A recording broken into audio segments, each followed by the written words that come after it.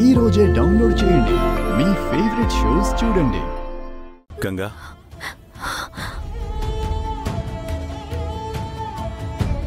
మీ అమ్మ గురించి ఆలోచిస్తూ బాధపడుతున్నావని నేను అర్థం చేసుకోగలను.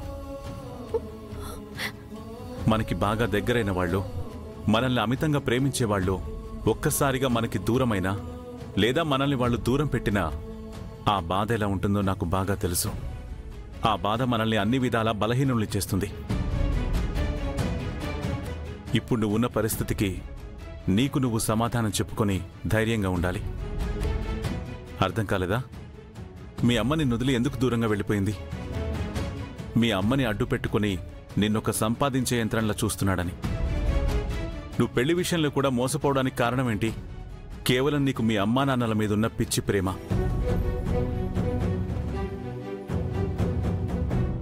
ఆ పిచ్చి ప్రేమను అడ్డం పెట్టుకునే మీ నాన్న నీకు పెళ్లి చేసి జీవితాన్ని నాశనం చేయాలనుకున్నాడు.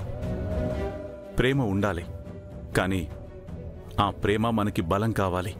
అంతేకాని ఎదుటి వాళ్ళకి బలంగా మారి మనల్ని బలహీనుల్ని చేయకూడదు.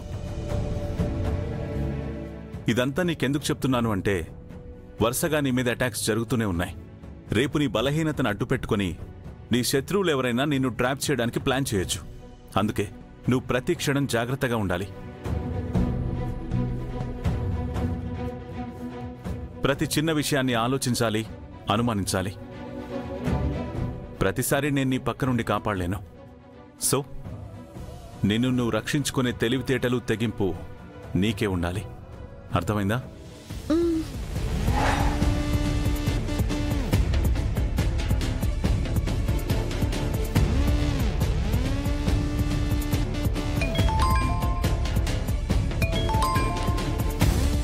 గంగ రాకుండా ఫోన్ చేస్తుందేంటి? హలో హలో, మీరు చెప్పింది అశోక్ నగర్ ఫంక్షన్ హాల్ కదండి?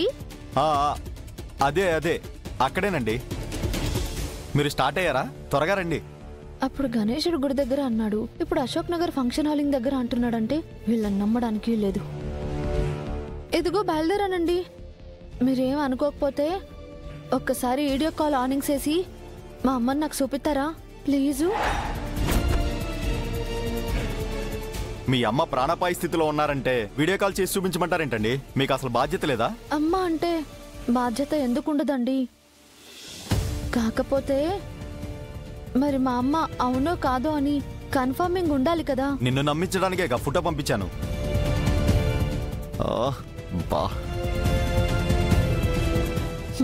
అవునా? మా అమ్మకి నా ఫోన్ నంబర్ బాగా గుర్తుంటుందండి. అదే పనిగా కాగితంలో రాసుకొని పెట్టుకోదు.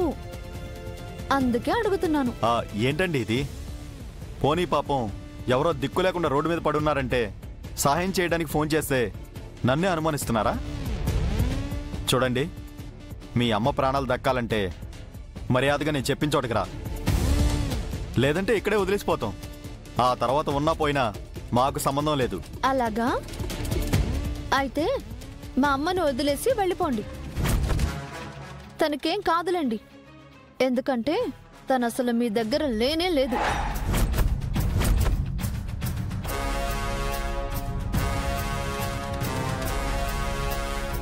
ఇదంతా నన్ను బురిడి కొట్టించడానికి మీరు వేసిన ప్లానింగ్ అని నాకు బాగా అర్థమైంది. హలో, ఏం మాట్లాడుతున్నారు? మాకేం అవసరం? ఏయ్, చాలా ఆపరా నీ సోది. నువ్వేం ప్లానింగ్ వేసావో ఎందుకేసావో నాకు తెలియదు, కానీ నీ పప్పులు నా దగ్గర ఉడకవు. ఊరికే టైం వేస్టింగ్ చేసుకోకుండా వెళ్ళి నీ పని చూసుకో. అసలు నిన్ను రేయ్, మీరట్టా నన్ను ట్రాపింగ్ చేయడానికి ట్రయింగ్ చేశారని మా రుద్ర సార్కి చెప్పాననుకో, నీ ఫోటోకి దండుడిపోద్ది రోయ్. ఇట్టాంటి నక్కేసాలు చాలా చూశాను. పక్కకెళ్ళి ఆడుకోపో.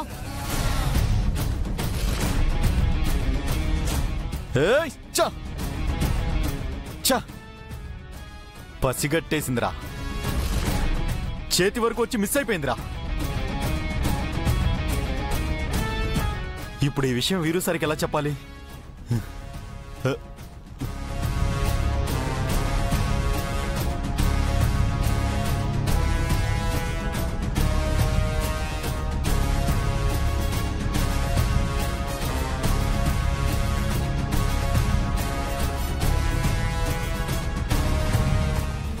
ఇంకా రాలేదేంటి? Meeting start అయిపోయిందే.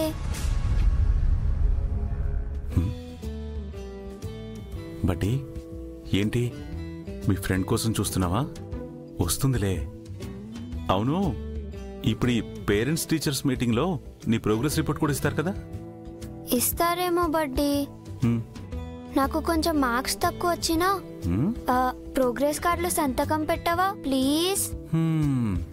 అలాగే మా మంచి బడ్డీ. Good morning everybody. మీ బిజీ షెడ్యూల్ నుంచి టైం తీసుకొని మీటింగ్ అటెండ్ అయినందుకు థ్యాంక్ యూ సో మచ్.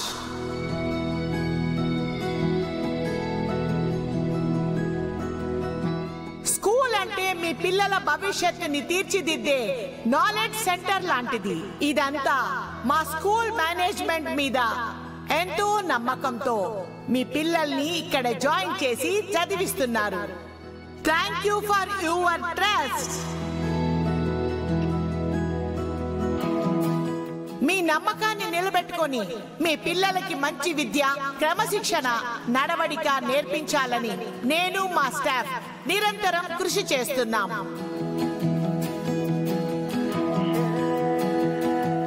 మా కృషి, మీ నమ్మకం ఫలితంగానే ఈ స్కూల్ మంచి రిజల్ట్స్ సాధిస్తోంది. టాప్ మోస్ట్ స్కూల్స్ లో ది బెస్ట్ గా నిలిచింది.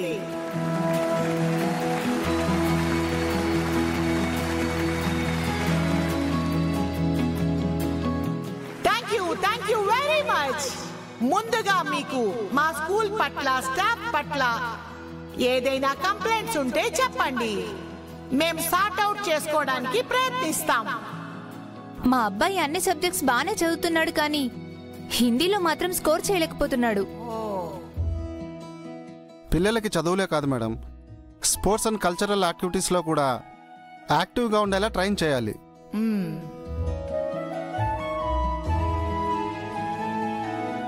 Now I am coming to the main point.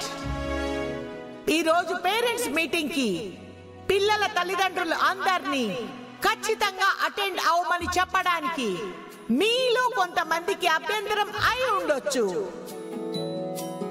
ఎందుకంటే మీరంతా మీ పనుల్లో బిజీగా ఉంటారు. మీ టైం చాలా వాల్యుబుల్, ఐ నో దట్. అయినా కూడా ఎందుకు రమ్మన్నాను అంటే మీరందరూ తెలుసుకోవాల్సిన విషయం ఒకటి ఉంది. అదేంటి అంటే వేలకు వేలు ఫీజులు కట్టి మీ పిల్లలు కోరినవన్నీ కొనిచ్చి మంచి ట్యూషన్లు చెప్పించినంత మాత్రాన మీ పిల్లలకి చదువు, జ్ఞానం అన్నీ వచ్చేస్తాయి అనుకుంటే పొరపాటు.